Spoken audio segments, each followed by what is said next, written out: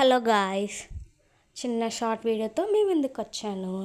ఇప్పుడు ఏడికి వెళ్తున్నామంటే గోడంట్ల వెంకటేశ్వర స్వామి గుడికి వెళ్తున్నాము. చాలా ఫేమస్ గుడి. ఇప్పుడు వెళ్తున్నాం, చూపిస్తారండి. వీళ్ళు చూడండి, ముగ్గురు ఎలా కూర్చున్నారో వీడియో తీస్తున్నారని నవ్వుతుంటారు. ఇప్పుడు గుడి లోపలికి దర్శనానికి వెళ్దాం రండి.